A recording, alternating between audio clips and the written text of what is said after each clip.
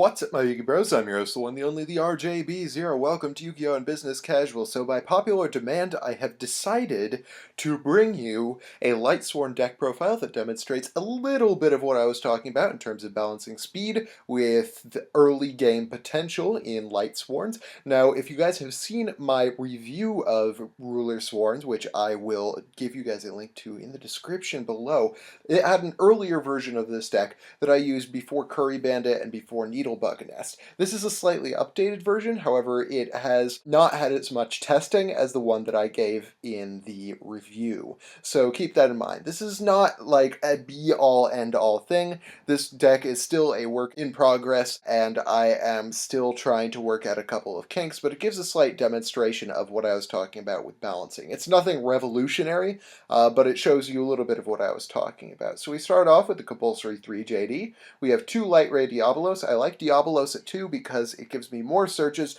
off of Eclipse Wyvern in case I mill one of the JDs or something like that. And it is also a play that isn't JD. There are a lot of times where you can access Light Ray Diabolos, but you cannot access JD. Maybe because instead of having your 4th Lightsworn, you have like a Rainbow Karibo, or an Eclipse Wyvern, or Honest in your graveyard. So there are times that you can summon Light Ray Diablo, so you can't summon JD. So it's nice to have the access to both of them, and sometimes it's actually kind of nice to open with a Light Ray Diablos because it's so easy to access in this deck. And then we move on to our Lightsworn lineup. I run 3 Lumina, I run double Lila, I run 2 Gareth, I run 2 Raiden, 1 Jane, 1 Raikou, 1 Minerva. I really like Minerva. I ran it at 2 in the version in my deck review. However, I have replaced one of the Minervas with a Curry Bandit, and I have also replaced Wolf with Raikou. I didn't use Wolf in the original one. I used Raikou, but recently I've been trying to use Wolf, and it hasn't been working. I, for some reason, always draw Wolf. It's not a real rational reason why I run Raikou over Wolf. I just seem to always draw it on Dueling Network, so I just got sick of drawing Wolf, so I started running Raikou instead. The 2 Gareth is really important because it gives you early game plays if you don't have access to like a synchro play or something like that. Like if you don't think that a synchro play is going to do you very much good. Gareth is really good against Shadows because it doesn't require you to go for a synchro play in order to gain advantage, because you have the potential to get extra setup through Gareth. It's a good beater, and it also gives you the potential to draw cards. So it's a really good early game play against Shadows if you have Lumina. There's also the fact that you're, with the defensive plays that I have in here, and since the current format's early game plays are very slow, it's very likely that I'm going to end up with multiple Lightsworns on the board. So having 2 Gareth, it doesn't matter if I don't have it in the same hand as Lumina. I can often use its effect without Lumina. So that's why I really like 2 Gareth. I like 2 Raiden just because I don't need any more of them. And then Jane because it's another name and it's a decent beater and it mills too. And I talked about these 2 things.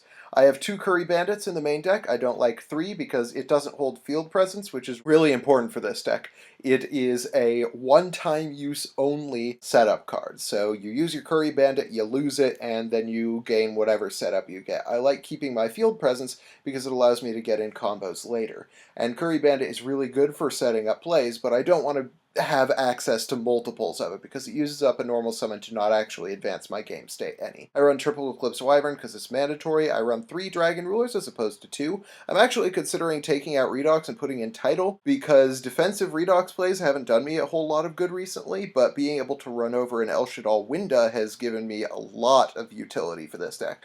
So I might replace this with a Tidal. The Rulers are really nice because they give me plays against Winda.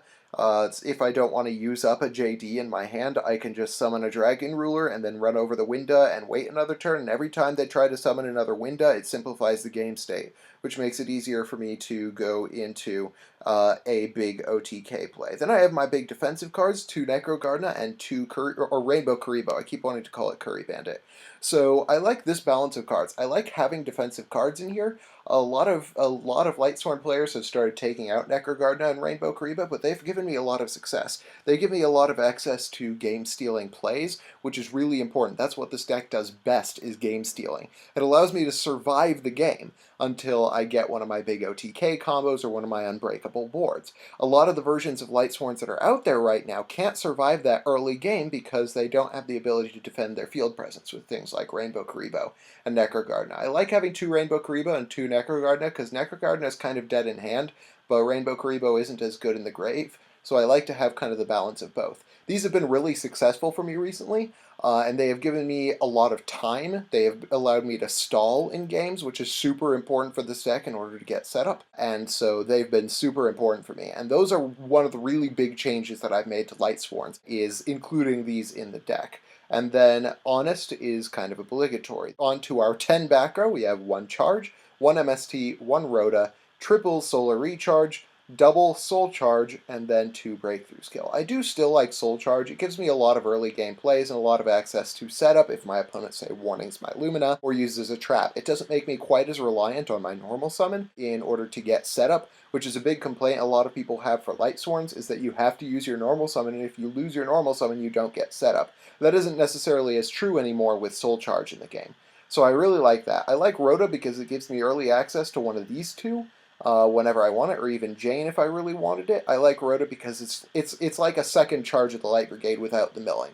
That's basically how I think of Rhoda. So I really like Rhoda. It gives me a lot of access to Lightsworns that you don't necessarily have without multiple charge of the Light Brigade. So it makes the deck more consistent. I only run 1 MST because I have Lila, so Lila can act as the last MST, and it doesn't take up room, and so I only run 1 in the main deck. I run 2 in the side deck in case I'm playing against decks for whom Decree is not necessarily a good idea, but I do want to still have those outs for their Floodgate cards. And finally, 2 Breakthrough Skill for defensive plays. Let's move on to the side deck. My side deck, from Monsters backward, we start with 1 Raikou. Boojins are really obnoxious for this deck, so I just run the 1 Raikou for Boojins and for Evil Swarms to help get rid of them. I also have Triple Maxi. Triple Maxi is just really good against a lot of meta decks this format, and I like having it around because it gives me extra plus and extra access to things like JD and Lightsworns and stuff like that. And it punishes decks for overextending because you can keep drawing with Maxi, and then you can drop a Rainbow Karibo on them to stop you from OTKing you, and then you're like, look, I have a ton of cards in my hand. Here's a JD OTK. So I really like Maxi. I run the 3rd Breakthrough Skill in the side deck because Breakthrough Skill I usually just side in for Burning Abyss, because Tour Guide is just kind of obnoxious. Really, the big side for Burning Abyss is coming up, but I do run the triple Decree in the side deck because Decree is just so good against so many decks. My MVP of the side deck has been Soul Release. I've sided this in against a ton of different decks. I usually side out Redox for Soul Release because Soul Release does essentially the same thing from the hand instead of from the graveyard in removing Eclipse Wyverns in order to give me JD and Diabolos plays, but it also has the ability to clear my opponent's graveyard, and that's really great. For instance, if you're playing against Shadows, if they put an El Shaddoll Winda on the board, you can clear out their graveyard of all of their Shadow fusions and all of their either light or dark monsters if you think that they're running the Chaos variant, and maybe their beasts so that they can't Falco them. There are just a lot of things you can get rid of. Against Burning Abyss, this card has been totally MVP, because they summon their Dante, and they expect to be able to bring things back, be able to summon with Seer and add things back to their hand with Dante, but if you Soul Release their graveyard, they don't really have a huge amount of access to really anything. And you can Soul Release their Rank Up Magic Astral Force so they can't use it later. I've used this a lot against Dark Worlds. It's alright against the Tellarknights. I'd still side it in against the Tellarknights because it either forces out a Nova, or it gets rid of their Deneb, which is really great because for some reason Satellite players haven't been running Bujinki Amaterasu. Soul Release has been an excellent side deck choice for me. Not in just the fact that it can clear my opponent's graveyard, but in the fact that it pays for itself by adding Eclipse Wyvern's effect. So then I run, of course, the final 2 MSTs, and then just some defusions, because even though El Shaddoll Winda isn't a huge problem for the deck, it's still something that you have to get rid of, and so you have to get around it in order to get an OTK. So if I can access that OTK more quickly with a defusion, then I try to do that. So the extra deck is fairly self-explanatory. There are just things in there that are kind of obvious to have in a deck that looks like this. And that's pretty much it for this deck profile. So I hope you guys liked this video. If you did, hit that thumbs up button. If you didn't, let me know why in the comments section below. Remember that this is a work in progress. So if you guys have any suggestions for improving the balance of this deck, which is what I'm trying to achieve with it, absolutely give them to me in the comment section below. And of course, subscribe for more deck discussion, analysis, and general Yu-Gi-Oh! Shenanigans. Thank you guys for watching. I'm your host, the RJB0, and I got a jet. See you guys.